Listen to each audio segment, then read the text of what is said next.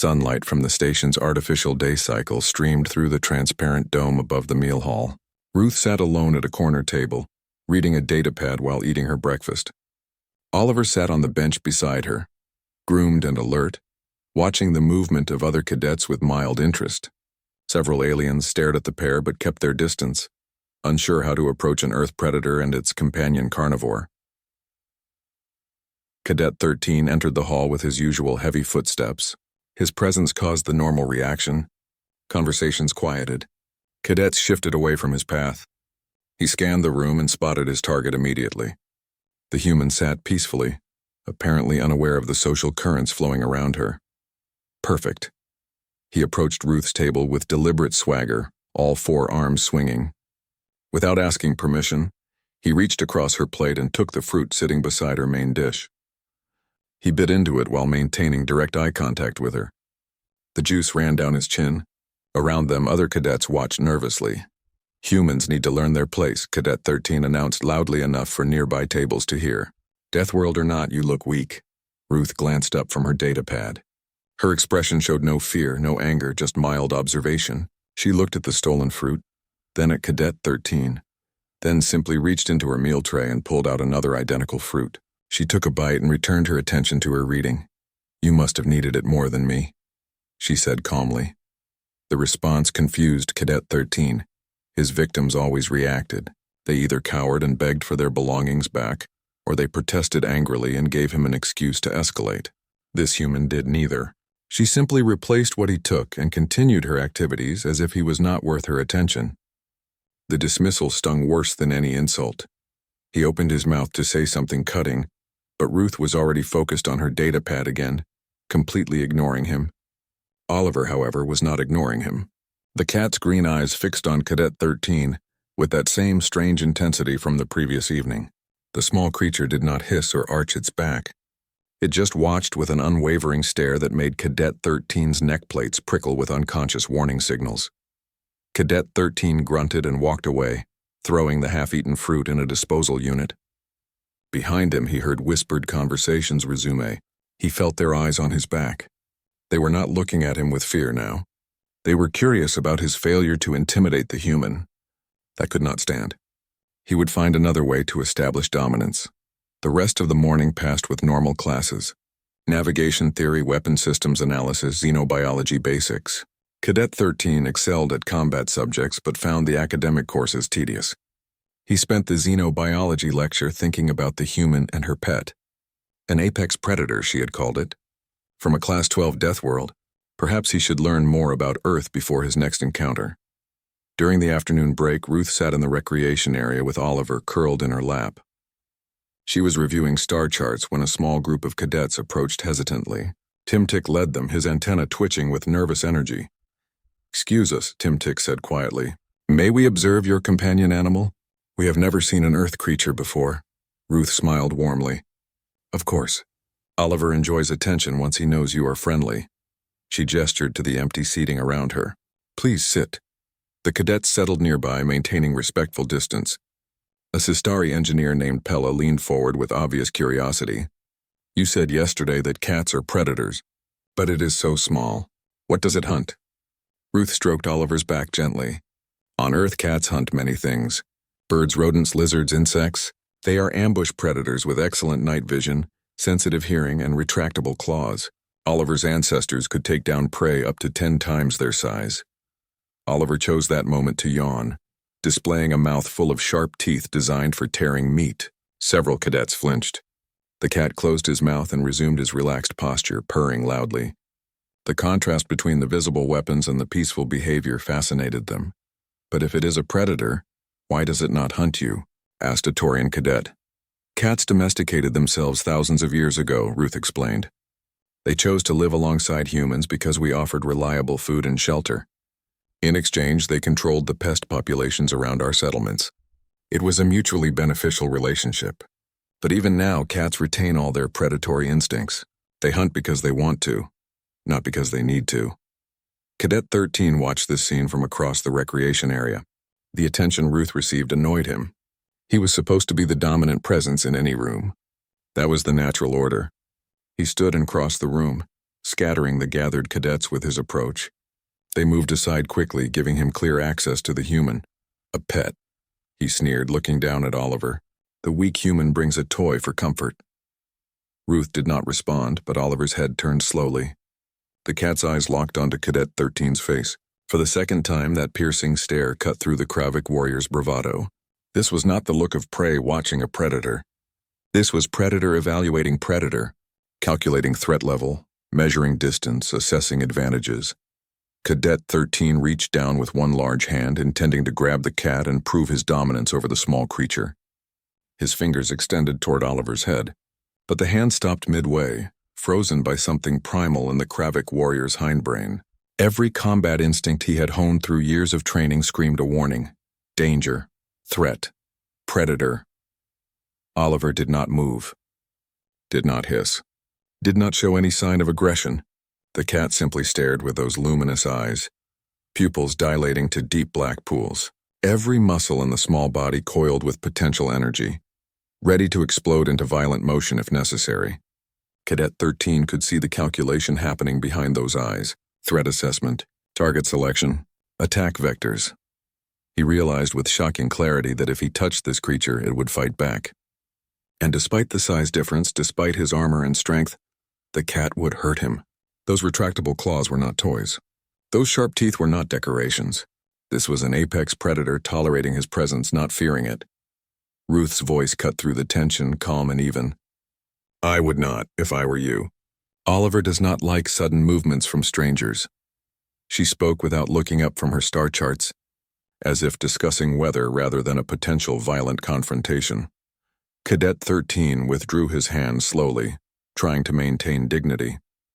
His heart pounded in his chest. Sweat formed under his armor plates. He forced a harsh laugh. I have no interest in your pet, human. The words sounded weak even to his own ears. He turned and walked away, maintaining his usual proud posture through sheer willpower. But his pace was faster than normal. The gathered cadets noticed. Ruth noticed, and Oliver watched him go with those unnerving eyes, head turning to track his movement until he left the recreation area entirely.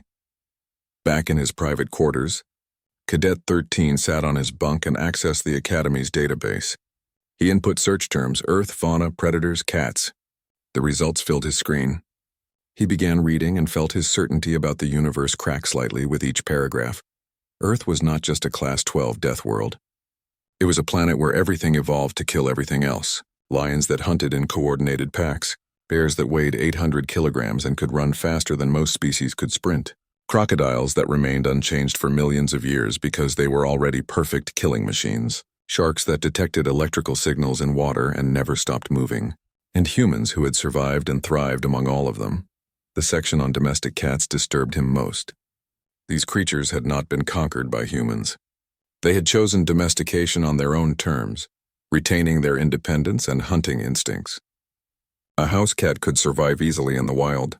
It chose not to because living with humans was more comfortable, but that choice could be revoked at any time. Cadet 13 read until the station's night cycle began. He learned about Earth's gravity, atmospheric pressure, disease load, weather extremes, and predator density. Every piece of information reinforced the same conclusion. Anything that evolved on that planet was designed by cruel natural selection to survive impossible odds. He shut off the data pad and lay in darkness, thinking about the cat's stare. On Kravik, strength determined everything, but Earth had taught its children a different lesson. Strength without strategy was wasted energy. Survival required more than power. It required adaptability, intelligence, and the wisdom to choose your battles carefully. Sleep did not come easily. When it finally arrived, Cadet 13's dreams were filled with images of a small orange cat sitting calmly, while a planet of terrors raged around it, untouched and unafraid. The training deck echoed with the sound of bodies hitting padded floors. Cadet 13 stood in the center ring, all four arms crossed over his massive chest, watching another opponent struggle to stand. The Pelian cadet named Tim Tick wobbled on shaky legs before his instructor finally called the match. Around the ring, other cadets whispered and deliberately avoided eye contact with the towering Kravik warrior. 3 months at the Galactic Naval Academy had established a clear pattern. Cadet 13 won every match, but winning was not enough for him. He needed others to fear him. On his homeworld of Kravik, strength meant everything. Warriors without power died young. He had clawed his way to this prestigious academy through brutal competition, and he would not let softer species forget their place. The afternoon brought more opportunities to remind everyone of the hierarchy. In the corridor between classes, Cadet 13 deliberately shoulder-checked a group of Sistari scholars, sending their datapads clattering across the floor. He did not apologize. Apologies were for the weak. The Sistari gathered their belongings in silence, their antennae drooping in submission. Cadet 13 smiled. This was proper order. At the meal hall, he claimed the best table near the viewing windows. When a Taurian engineer hesitated nearby with a full tray, Cadet 13 spread all four arms across the surrounding seats. The Taurian moved along without protest. Good. The food was standard academy rations, nutritionally balanced but bland. Cadet 13 ate alone as he preferred. Other cadets gave his table a wide circle, creating an invisible barrier of fear around him. After the meal, excitement rippled through the hall. Cadets clustered in small groups speaking in hushed tones. Cadet 13 overheard fragments of conversation as he passed. A human was coming, Earth Death World, Class 12 hazard rating. He snorted in contempt. He had faced opponents from Class 10 worlds and dominated them easily. What was one more soft species trying to play soldier? The newcomer arrived during evening formation. Cadet 13 positioned himself where he could observe. The human was female, shorter than most species present, with pale skin and dark hair pulled back in a simple style. She wore the standard academy uniform and carried a regulation duffel bag. Nothing impressive.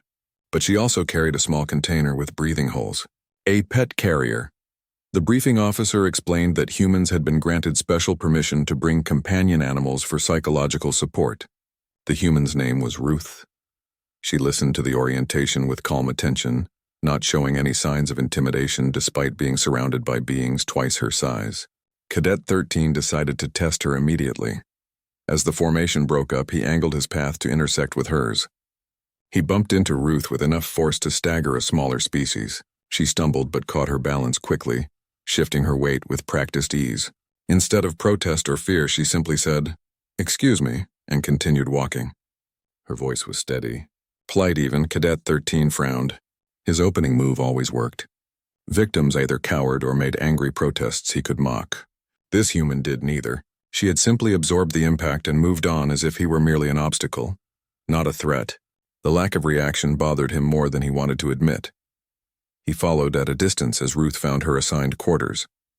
Several curious cadets trailed along, drawn by the novelty of an Earth species. Cadet 13 overheard their whispered questions. What did humans look like? Were they really from a death world? Was the planet truly as dangerous as the classification suggested? Ruth opened her door and gestured for the small crowd to give her space. She knelt beside the pet carrier and unlatched it carefully.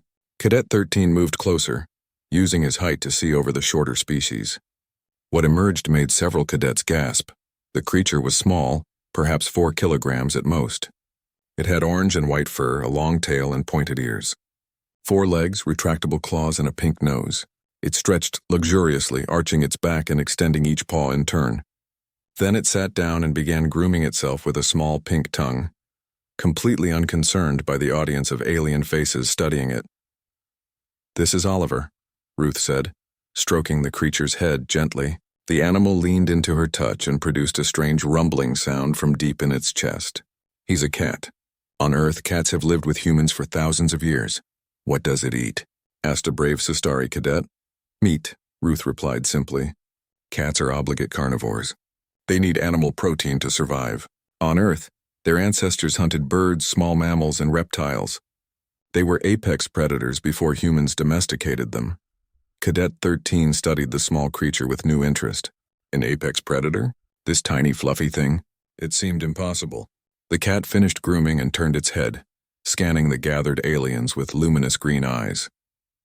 When its gaze passed over Cadet 13, something flickered in those eyes. "Recognition, perhaps. Assessment. Can we touch it?" Tim Tick asked shyly. Ruth smiled. "Not yet. Oliver needs time to adjust to new environments. Maybe in a few days once he's comfortable." She stood, gently scooping the cat into her arms. I should let him explore our quarters. Thank you all for the welcome. The crowd dispersed reluctantly. Cadet 13 remained a moment longer, watching through the doorway as Ruth set the cat down inside her room.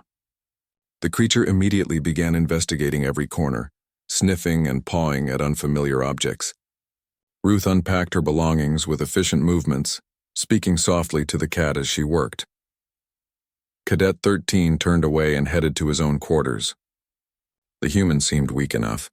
That polite deflection in the corridor was probably just fear disguised as manners. He would break that calm facade soon enough. A few more strategic encounters would establish the proper hierarchy. She would learn to fear him like all the others. But as he lay in his bunk that night, Cadet 13 found his thoughts returning to those green eyes. The cat had looked at him for barely a second, but something in that brief gaze had felt different. Not fear, not curiosity. Something else. Something that made his combat instincts whisper warnings he did not fully understand. He pushed the thought away. Tomorrow he would begin properly teaching the human her place.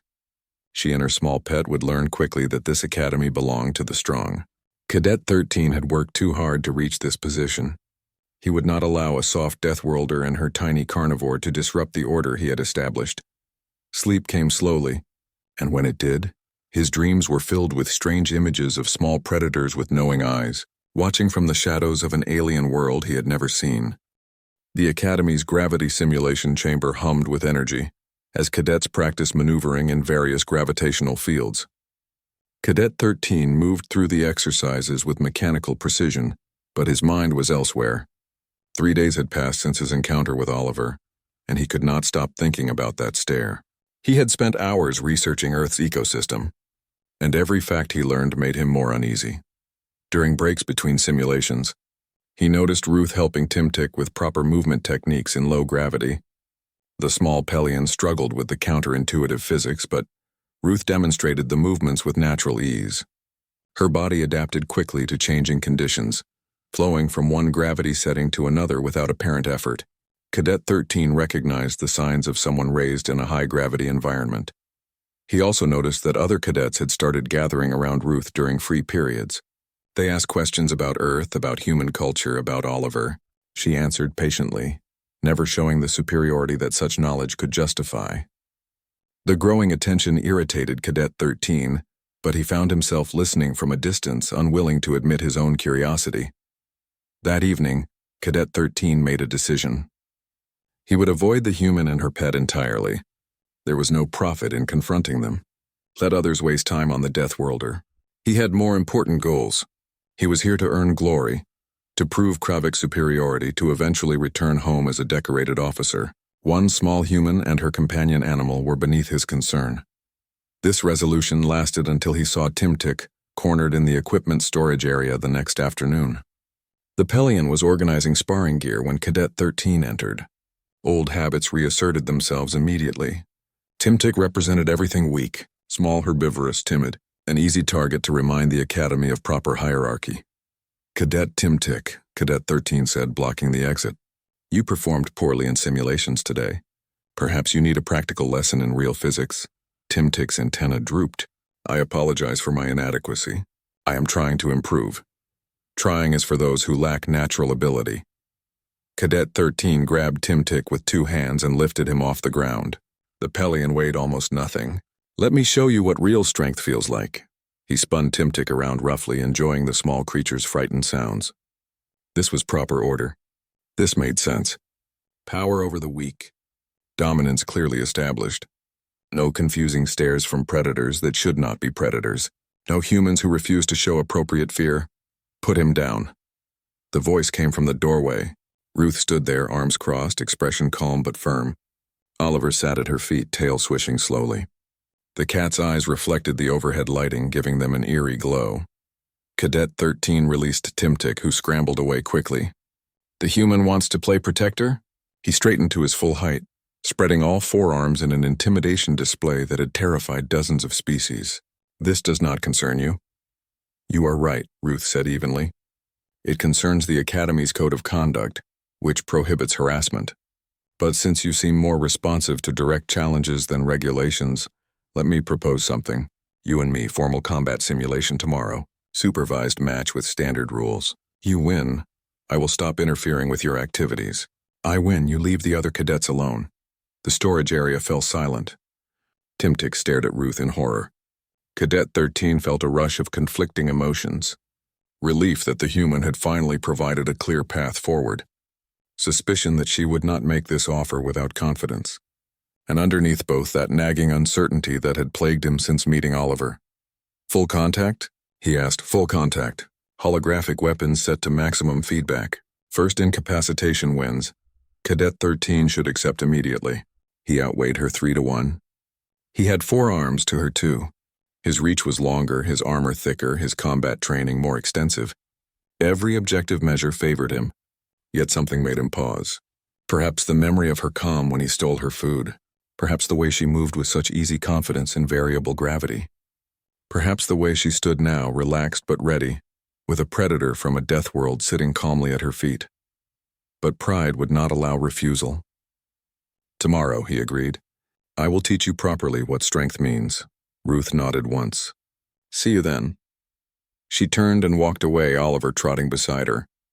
The cat glanced back once, and Cadet 13 felt that same primal recognition of danger that had stopped his hand before. After they left, Timtic approached hesitantly. She should not have done that. You will hurt her badly. Cadet 13 said nothing.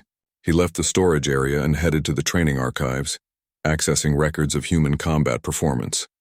What he found did nothing to ease his concerns. Humans were not the strongest species, not the fastest, not the most naturally armored, but they were adaptable. They learned quickly.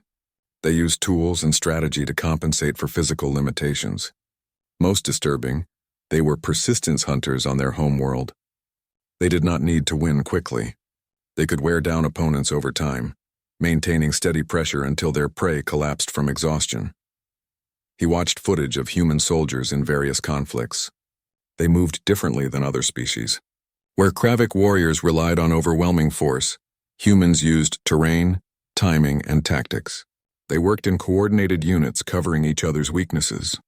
They turned disadvantages into advantages through creative thinking. The night before the match, Cadet 13 barely slept. He ran through combat scenarios in his mind, planning his approach. He would open with aggressive assault, using his superior reach to keep Ruth at a distance. He would target her legs first, reducing her mobility. He would end the match quickly before she could adapt to his style. Simple, direct, effective, but doubt crept in. Ruth had offered this challenge knowing his reputation, knowing his size advantage, knowing the odds favored him heavily. Deathworlders did not survive by making foolish mistakes. They survived by being smarter than their environment, more adaptable than their circumstances, more determined than their obstacles. He thought about Oliver, that small apex predator who had made him freeze with nothing but a stare. What kind of world created such creatures? What kind of species chose to live alongside them as companions rather than rivals? And what did it say about humans that they had domesticated predators not through dominance but through mutual respect? As the station's artificial dawn arrived, Cadet 13 rose from his bunk. He performed his morning rituals with extra care, ensuring his armor was properly fitted, his joints were warmed up, his mind was focused. Today would prove that Kravik's strength still mattered. Today would restore proper order to the academy. Today would banish the doubt that had infected his thoughts since a small cat had stared at him and found him wanting. He entered the meal hall for breakfast and saw Ruth sitting at her usual table. Oliver was not with her. She ate efficiently, reviewing something on her datapad. She did not look nervous, did not look excited. She looked like someone preparing for routine work. That calm confidence bothered him more than any bravado would have. Other cadets whispered as he passed. They knew about the challenge. Word had spread through the academy like fire. Some looked at him with anticipation, eager to see the human put in her place. Others looked worried, perhaps remembering Earth's death world classification and wondering if they had underestimated the soft-looking species. Cadet 13 sat alone and ate his meal without tasting it. Across the hall, Ruth finished her breakfast, stood, and walked toward the exit. As she passed his table, she glanced at him briefly. "Good luck today," she said simply. Not mockingly, not fearfully, just a polite acknowledgement between opponents. He watched her leave and realized something unsettling. She was not treating this as a battle to prove superiority. She was treating it as a lesson she needed to teach. And suddenly, Cadet 13 wondered if he was the student in this scenario, not the teacher. The morning classes crawled by. Finally, the scheduled time arrived. Cadet 13 made his way to the combat arena, where a crowd had already gathered. Nearly every off-duty cadet was present. Instructors lined the observation deck. Even some of the senior officers had come to watch. This match had become an event. Ruth entered from the opposite side, wearing light combat armor. Oliver sat in a designated viewing area, his tail curled around his paws, watching with those luminous eyes. Cadet 13 met Ruth in the center of the arena. An instructor verified their equipment, explained the rules both already knew, and activated the holographic weapons. The countdown began. 5, 4, 3. Cadet 13 centered himself, falling into the combat mindset taught by Kravik masters. 2, 1. Begin. He charged forward, weapons blazing, ready to overwhelm the human with pure force. But Ruth was not where he expected her to be. Ruth moved sideways the instant the match began, stepping at an angle that forced Cadet 13 to adjust his charge. His opening salvo of holographic plasma fire hit empty air. She was already repositioning, her movements economical and precise. Instead of retreating as he expected, she advanced toward him along an indirect path that kept her just outside his optimal weapon range. Cadet 13 corrected his aim and fired again. Ruth dropped low, sliding under the shots, and returned fire at his feet. The holographic impact sent pain feedback through his lower legs, disrupting his balance. Nothing disabling, but enough to make him stutter step. She was not trying to injure him seriously. She was controlling his movement, herding him like prey. The realization made him angry. He was not prey. He was Kravik, bred for combat, trained in warrior arts since childhood. He bellowed a challenge and brought all 4 of his weapons to bear, saturating the area around Ruth with suppressing fire. She could not possibly dodge everything, but she did not try to dodge everything. Ruth rolled behind a holographic barrier that appeared as part of the simulation terrain, taking minimal hits that her armor absorbed. She emerged from cover already firing, her shots precisely targeting the joints in his armor where feedback sensors were most sensitive. Cadet 13 felt stinging pain in his shoulder coupling, his hip actuator, his knee joint. Each hit was calculated to degrade his mobility without delivering a finishing blow. He charged the barrier, intending to smash through it and overwhelm her at close range where his superior strength would decide the match. Ruth did not wait behind cover. She moved again, circling around as he committed to his attack. When he burst through the barrier, she was behind him, landing 3 quick shots to his back plates. The feedback made his spine arch involuntarily. Cadet 13 spun, all 4 arms swinging his holographic blade weapons in a pattern that should have been impossible to avoid. Ruth ducked under the first 2, deflected the third with her own blade, and simply was not there when the 4th completed its arc. She had read his attack pattern and moved into the single safe space within his reach. "You telegraph your attacks," Ruth said calmly, backing away to reset distance. "You commit too early. You rely on intimidation instead of technique."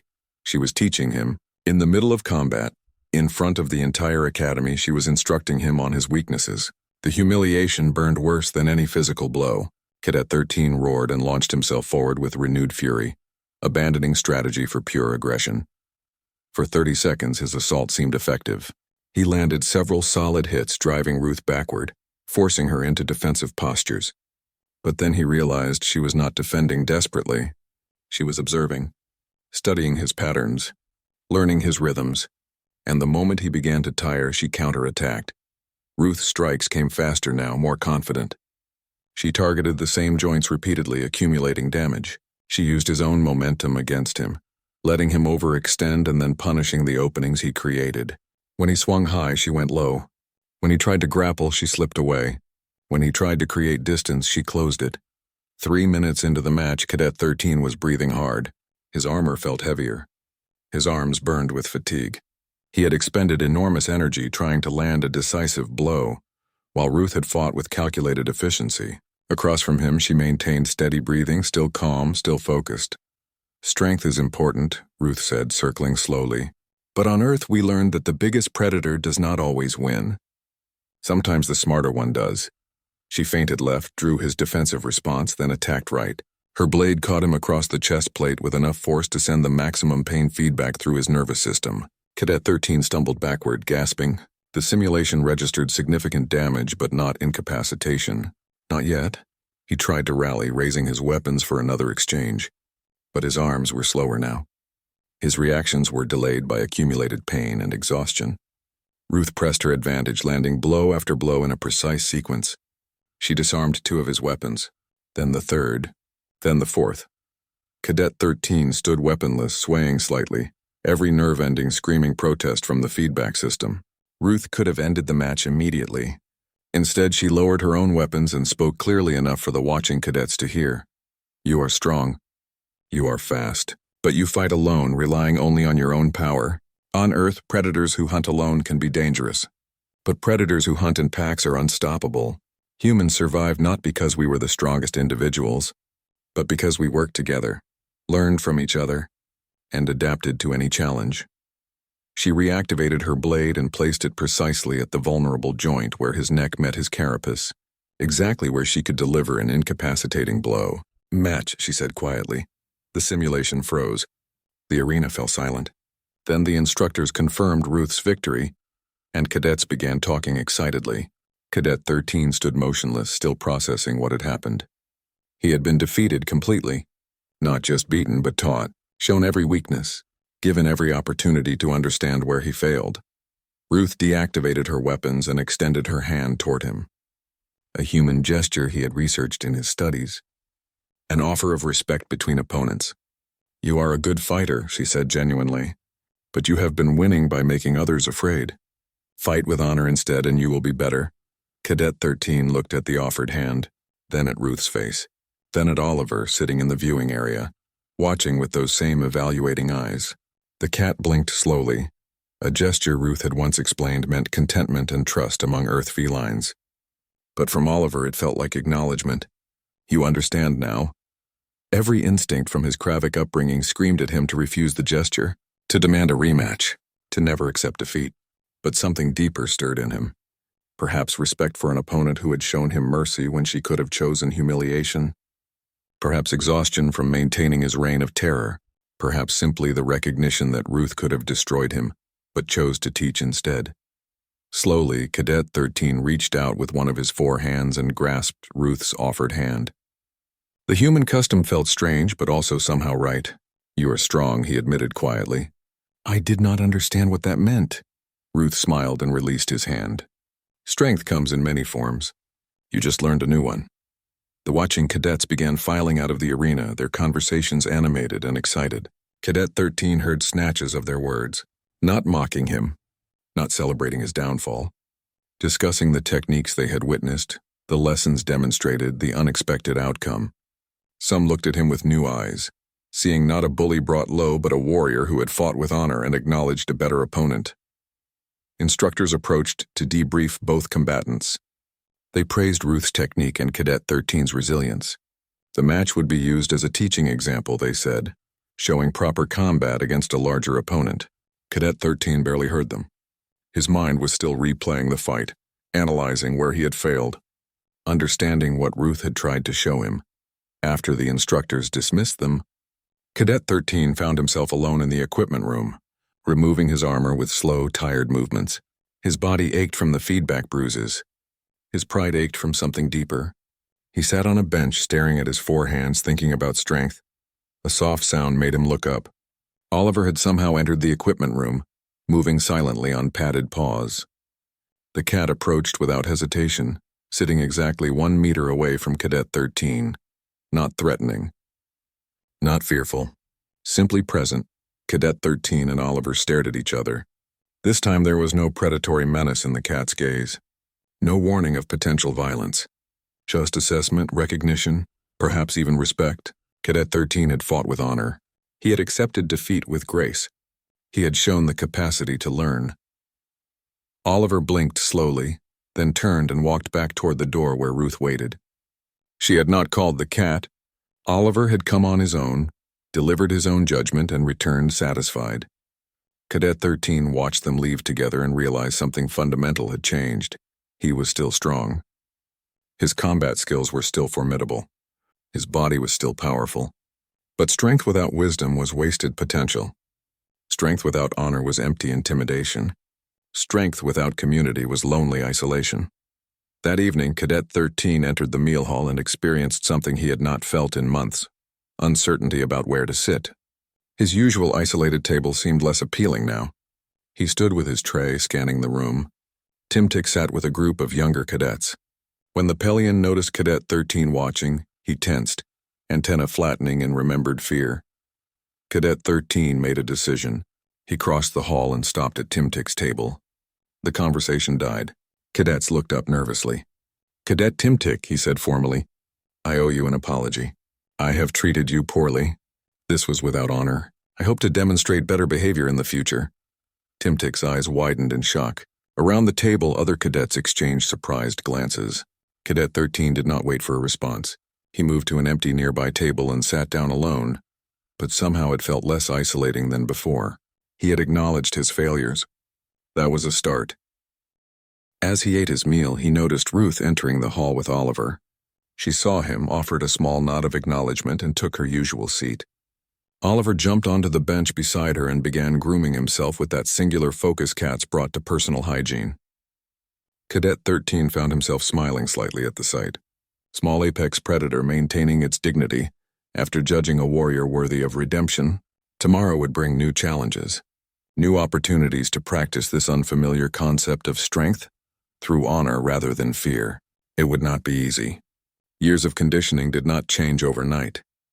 But watching Ruth interact patiently with curious cadets, seeing Oliver purr contentedly while displaying teeth designed for killing, Cadet 13 began to understand that perhaps Earth had lessons more valuable than combat techniques. Perhaps Death Worlds taught their children not just how to survive, but how to thrive by lifting others rather than crushing them. The tactical simulation room glowed with holographic projections of a hostile space station. Cadet 13 studied the layout alongside Ruth, their heads bent over the shared display. 2 weeks had passed since their match, and the academy instructors had begun pairing them for cooperative exercises. Initially, Cadet 13 resented what felt like deliberate humiliation, but he quickly discovered that Ruth was a valuable partner. "The central corridor is a kill zone," Ruth said, tracing a route with her finger. "But if we use the maintenance tunnels here and here, we can flank their defensive positions." Cadet 13 considered the suggestion. His instinct was to charge directly through the central corridor, overwhelming defenders with firepower. Ruth's approach was more subtle, using the environment to create tactical advantages. "The maintenance tunnels will be narrow. I will not fit easily. You will fit. It will be uncomfortable, but it puts us exactly where they do not expect us." Ruth glanced at him. "Unless you prefer the direct approach?" He almost said yes, falling back on old patterns, but he caught himself. Direct approaches had predictable outcomes.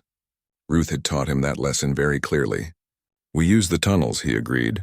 They executed the simulation with careful coordination. Ruth moved ahead, her smaller frame navigating the tight spaces easily.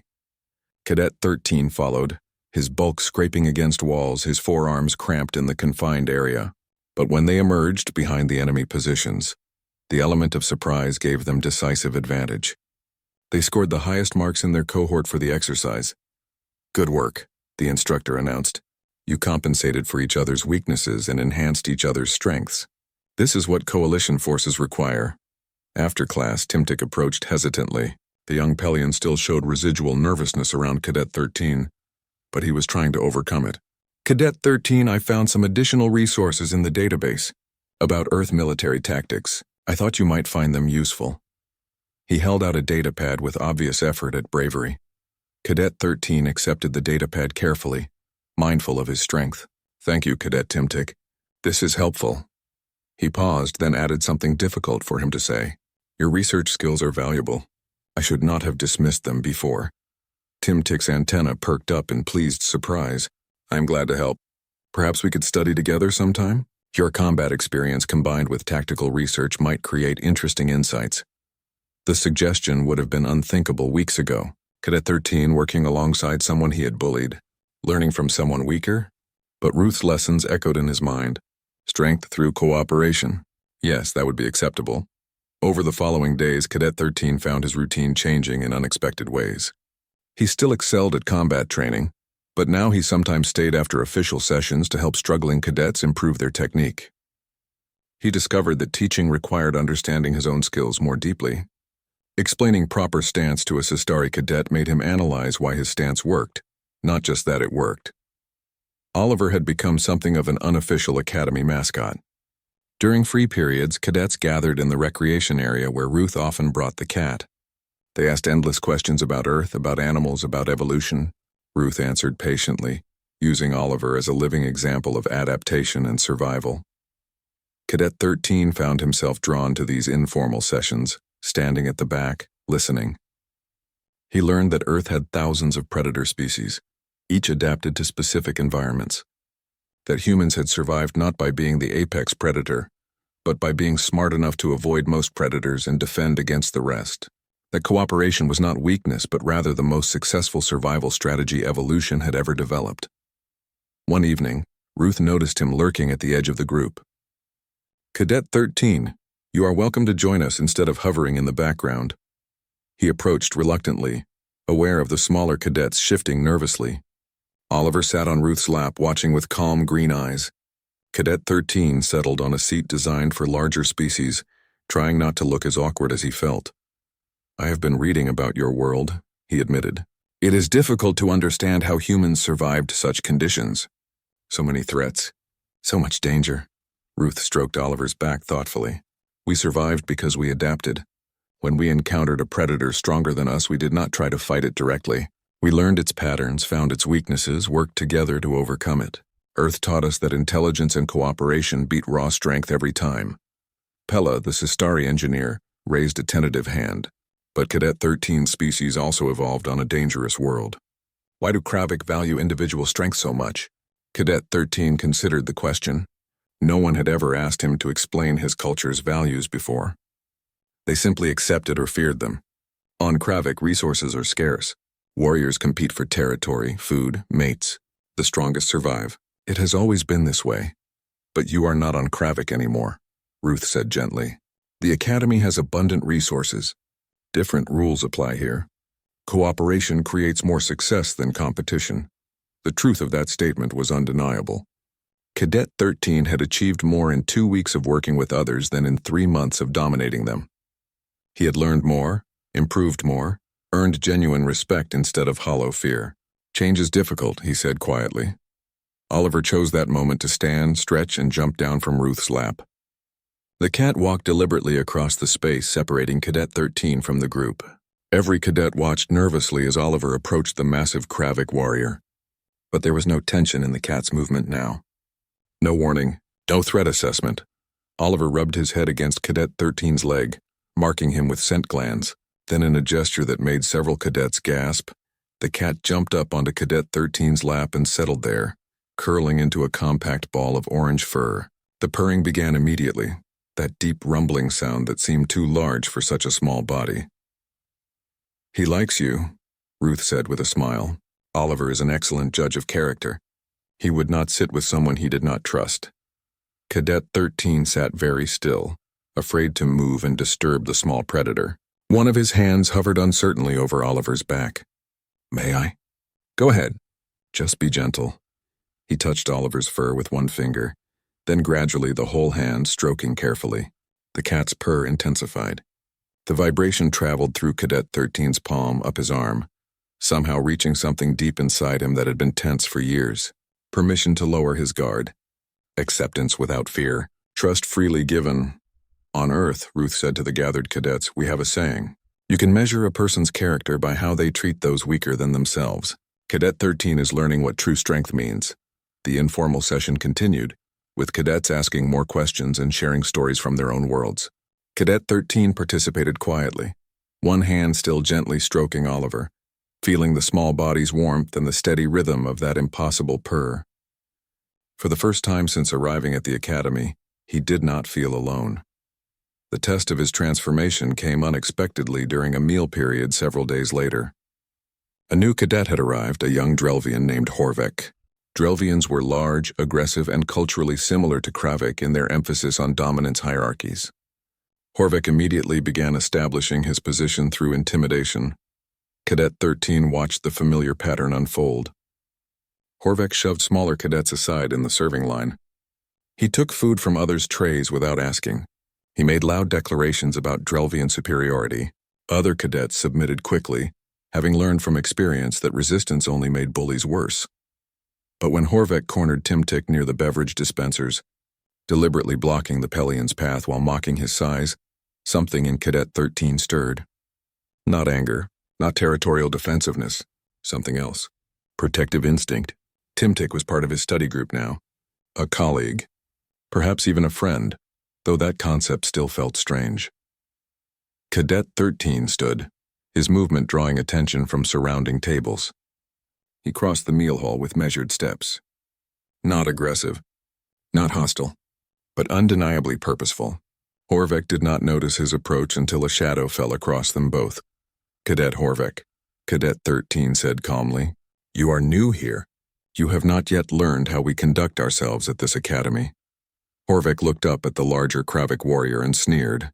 "Another soft species letting weaklings pretend to be soldiers? I thought Kravik understood proper order." "Proper order," Cadet 13 repeated. He glanced down and saw Oliver sitting between Horvek and Timtik. The cat had appeared silently, taking a position of clear intent. Guardian, not prey. Proper order means making each other stronger, not weaker. It means respecting all cadets regardless of their species or size. It means understanding that we are training to work together, not to dominate each other. "You sound like you have been infected by Death World nonsense," Horvek spat. "Where is your warrior pride?" Cadet 13 felt his old instincts rising, the urge to prove dominance through violence, to put this challenger in his place through force. But he looked at Oliver, sitting calmly despite facing a being who could crush him with one hand. The cat was not afraid, was not aggressive, simply stood his ground with quiet confidence. That was real strength. "My pride is intact," Cadet 13 said. "But I have learned that true warriors lift others up rather than push them down." You have a choice, Cadet Horvek. Learn that lesson the easy way by listening, or learn it the hard way by challenging me to a formal match. Either way, you will learn it. The meal hall had gone quiet. Cadets watched the confrontation with intense interest. This was a pivotal moment. Would Cadet 13 revert to his old ways? Would he join Horvek in bullying the weak? Or would he hold to his new understanding? Horvek assessed the situation. He saw Cadet 13's ready stance, the unified attention of surrounding cadets, Ruth watching from her usual table, and somehow most unsettling, a small earth cat sitting as if it owned the space, radiating calm certainty. The Drelvian's bravado faltered. "I meant no serious harm," Horvek muttered, backing down. Cadet 13 gestured to an empty seat at a nearby table. "Then join us. Learn how we operate here. You might find it more rewarding than you expect." Horvek hesitated, clearly unused to inclusion being offered after conflict. But something in Cadet 13's tone was not mocking. It was genuine, an actual offer to belong. Slowly, the Drelvian accepted, sitting down with obvious uncertainty. Cadet 13 returned to his own table where Timtik and Pella had been eating. "Thank you," Timtik said quietly. "You did not have to do that." "Yes, I did." Cadet 13 settled into his seat. Oliver jumped up onto the bench beside him, rubbing against his leg once before returning to Ruth. The cat's message was clear. Well done. As the meal period continued, Cadet 13 noticed something unexpected. Cadets were not avoiding his table anymore. In fact, 2 Sistari scholars asked if they could join him, then a Taurian engineer. His table filled with diverse species, all talking about the day's lessons and comparing notes on difficult subjects. They included him in conversations naturally without fear, treating him as a colleague rather than a threat. It felt strange, uncomfortable in its unfamiliarity, but also warm in a way he had never experienced. This was belonging. This was community. This was the strength Ruth and Oliver had tried to show him. Not power over others, but power with others. That evening, he filed his progress report with Academy administration. Usually these reports were perfunctory, listing completed exercises and earned scores.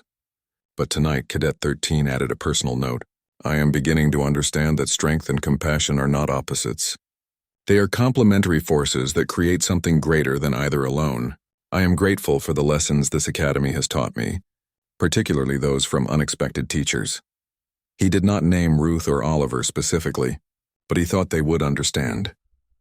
Alarms blared through the Academy's residential section at 0300 hours, jolting cadets from sleep. Emergency lighting bathed corridors in red as automated announcements directed everyone to designated safety stations. This was not a drill. A malfunction in the station's outer ring had caused a decompression event during scheduled maintenance. Several cadets were trapped in the affected section.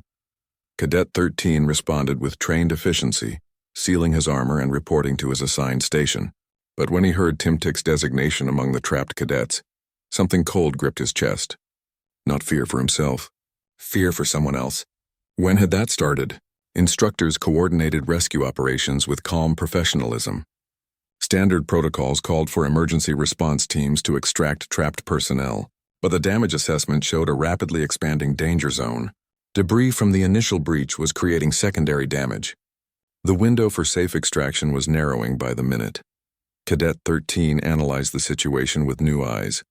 Eyes trained by weeks of tactical study with Timtic and combat exercises with Ruth. The response teams were approaching from the safest vectors, but safe meant slow. Timtic and 3 other cadets did not have time for slow. They needed someone willing to take risks, someone with the strength to move through dangerous areas, someone who understood that real courage meant protecting others even at personal cost. He checked his armor's integrity, verified his emergency propulsion unit, and made his decision. Without requesting permission, knowing he might face disciplinary action later, Cadet 13 moved toward the nearest airlock leading to the damaged section. Ruth intercepted him in the corridor, already suited up, with Oliver secured in a specialized carrier designed for emergency evacuations. "You're going after them," she said. "Not a question. Timtic is trapped. 3 others with him. Response teams will not reach them in time." Ruth nodded. "I am coming with you. You will need someone to navigate tight spaces if the corridors are blocked." They entered the airlock together. Cadet 13 expected her to try talking him out of the unauthorized rescue attempt. Instead, she simply prepared her equipment with the same calm efficiency she brought to everything.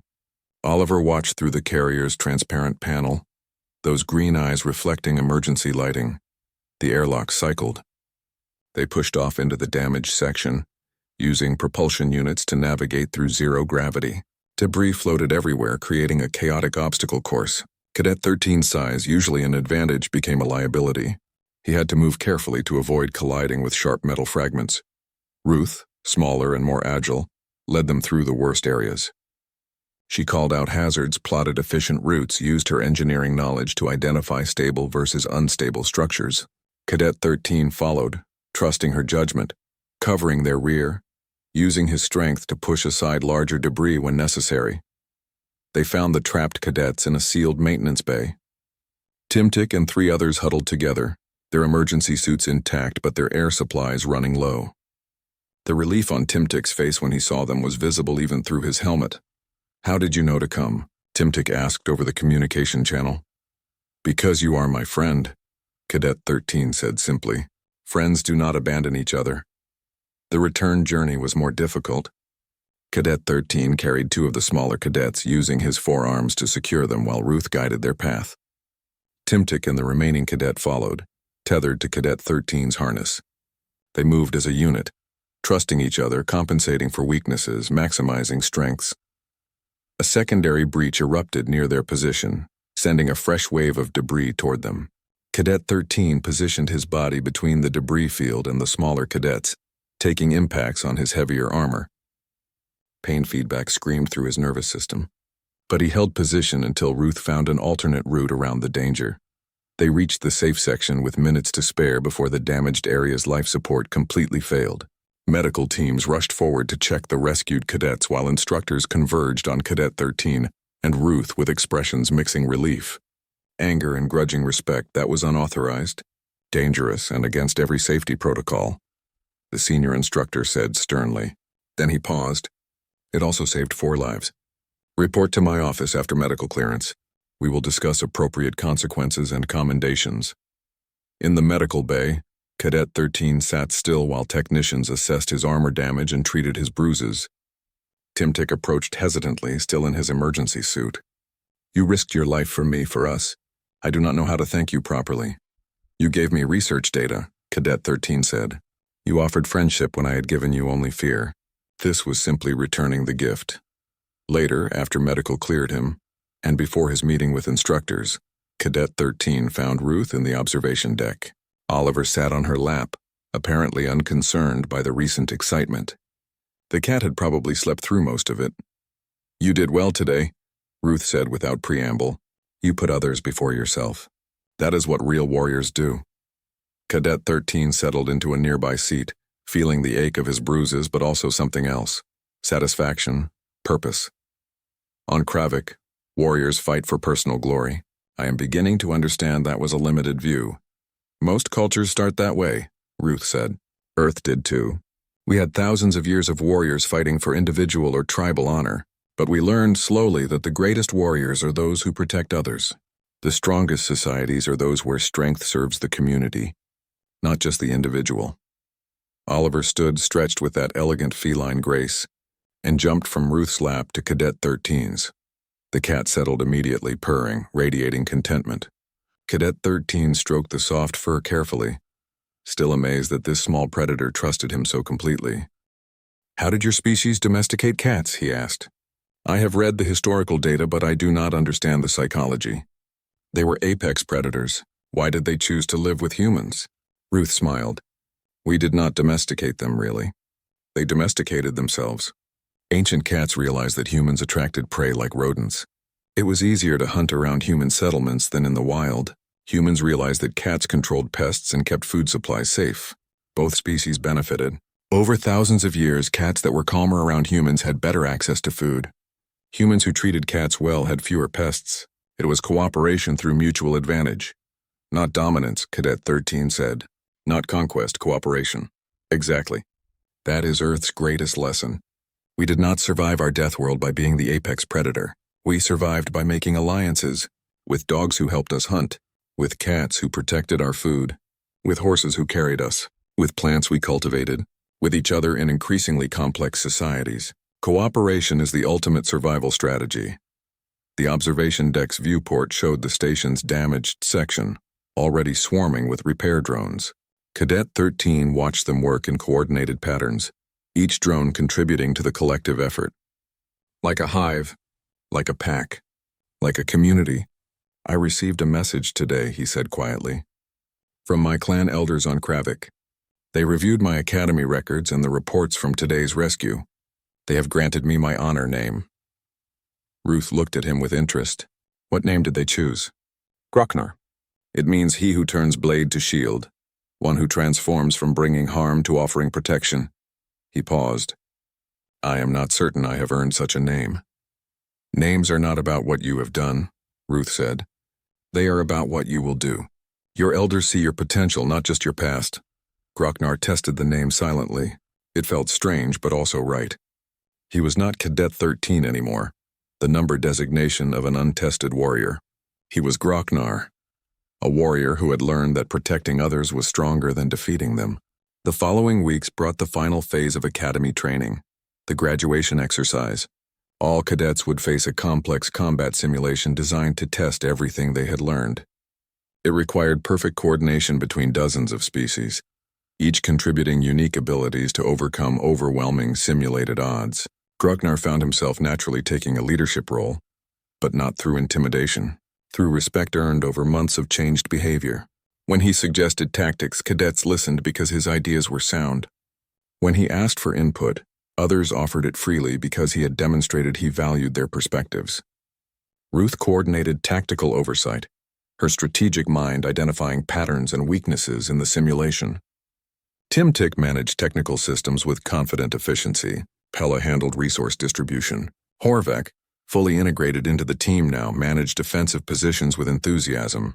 Dozens of other cadets each contributed their strengths, creating a whole greater than the sum of its parts.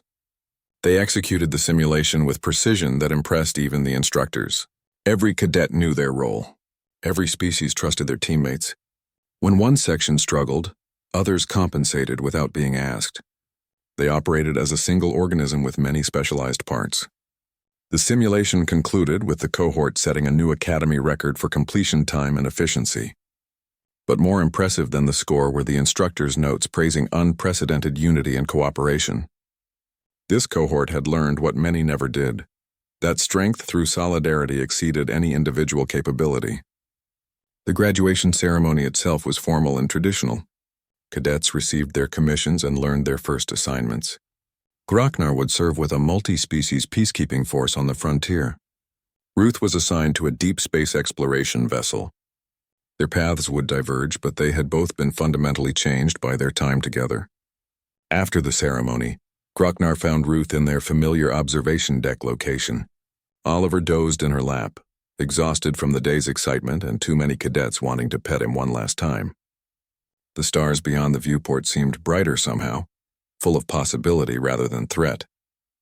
"I never properly thanked you," Grocknar said, "for showing me a different path, for teaching me what strength really means." Ruth smiled. "You did the hard work. I just offered a mirror. All the change came from within you." "And him." Grocknar gestured at Oliver. "Your small apex predator who stared at me until I understood. Oliver is a good judge of character. He saw something in you worth trusting before you saw it yourself." As if summoned by hearing his name, Oliver woke and stretched. The cat jumped down and walked to Grocknar, rubbing against his legs with obvious affection. Grocknar reached down and carefully picked up the small creature. Oliver settled into his arms without protest, purring loudly. "He has given you a great honor," Ruth said softly. "Cats only allow themselves to be held by those they truly trust. You have come a long way from the warrior who thought strength meant making others afraid." Grocknar held Oliver gently, feeling the vibration of that powerful purr, looking into green eyes that had once made him freeze with primal recognition. Now those same eyes looked at him with warmth, acceptance, trust freely given by a predator who had no reason to trust anyone. "Perhaps we will serve together again," Ruth suggested. "The galaxy is large, but coalition forces often cross paths." "I would like that," Grocknar said. "I still have much to learn. We all do. That is what makes life interesting." They stood together in comfortable silence, watching stars drift past, thinking about the futures ahead of them. Grocknar would take his lessons to the frontier, teaching other warriors that protection was nobler than domination. Ruth would carry Earth's wisdom to unknown reaches of space, building bridges between species with patience and understanding. And Oliver would continue being exactly what he was, a small apex predator who had chosen to live with humans not through conquest, but through mutual respect, demonstrating daily that the most dangerous beings often have the least to prove. As the station rotated and new stars came into view, Grocknar made a silent promise. He would honor his new name. He would be a shield for those who needed protection. He would teach others that strength and compassion were not opposites but complementary forces. He would remember the lessons of a human warrior and her cat, who had seen something worth saving in a bully who terrorized the weak. The galaxy needed more of that. More warriors who understood that true strength lifts others up. More leaders who valued cooperation over domination. More beings willing to change when shown a better path. Grocknar set Oliver down gently. The cat stretched one more time, then sat between them, tail curled around his paws, looking out at the stars as if contemplating the mysteries of the universe, or perhaps just thinking about dinner. With cats, it was often hard to tell. "Thank you," Grocknar said again. "For everything," Ruth nodded. "Go make your clan proud, Grocknar. Show them what you have learned. Teach others what you now know. Be the shield your name promises." He left the observation deck with purpose in his stride, no longer the angry warrior who had arrived months ago, but not yet the leader he would become, somewhere between past and future, growing with each step, carrying forward the lessons of a death world, a wise human, and a small orange cat, who had stared at him until he learned to see clearly. Behind him, Ruth smiled and picked up Oliver. "You did good work," she told the cat. "Changing hearts is harder than fighting battles, but you made it look easy." Oliver purred his agreement and closed his eyes, content in the knowledge that he had done what cats do best, taught a human something important. Even if that human happened to be an 8-foot-tall, four-armed warrior from a harsh world far from Earth. Some lessons transcend species. Some truths are universal. And sometimes the smallest teachers deliver the biggest wisdom, one calm stare at a time.